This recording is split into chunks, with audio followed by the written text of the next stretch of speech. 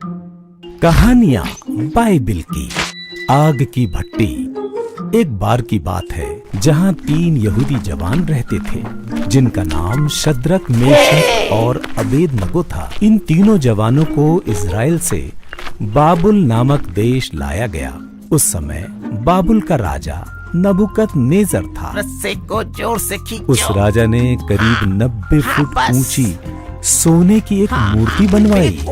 तब राजा ने ऐलान किया कि राज्य के सभी भाषा और कुल के लोग आकर राजा नबूकदनेस्सर के द्वारा बनाई गई मूर्ति को दंडवत करें और जब कभी भी संगीत को सुने ऐसा ही करें, और जो मूर्ति को दंडवत नहीं करेगा वो इस धधकती हुई आग की भट्टी में डाला जाएगा।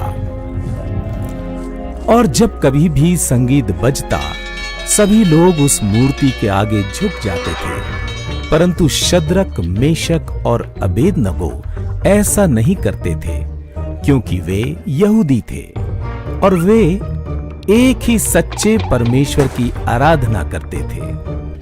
परंतु बाबुल के कुछ प्राचीनों ने राजा से शिकायत की कि शद्रक, मेशक और अबेदनगो मूर्ति को दंडवत नहीं करते।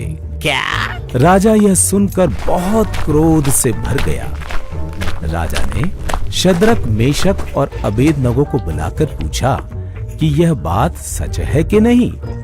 तब उसने उनको एक और मौका देकर कहा कि अब अगर उन्होंने दंडवत नहीं किया तो आग के भट्टे में जिंदा झोंक दिए जाओगे। शद्रक, मेशक और अबेदनगो ने राजा से कहा, हे राजा, हमें अपने बचाव में आपसे कुछ भी नहीं कहना। यदि आप हमें इस आग के भट्टे में डाल देंगे तो हमारा परमेश्वर जिसकी हम सेवा करते हैं हमें आग से और आपके क्रोध से अवश्य बचाए। राजा ने क्रोध से भरकर यह आज्ञा दी कि भट्टे को 7 गुना धधका दिया जाए और शद्रक, मेशक और अबेदनगो को बांधकर उसमें डाल दिया जाए।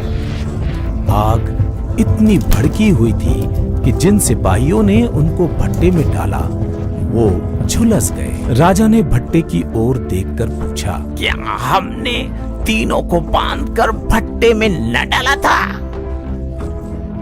हाँ। देखो, वहाँ 4 लोग हैं और चौथा पुरुष ईश्वर के सदृश है। तब राजा ने जोर से चिल्लाकर कहा, बाहर आ जाओ।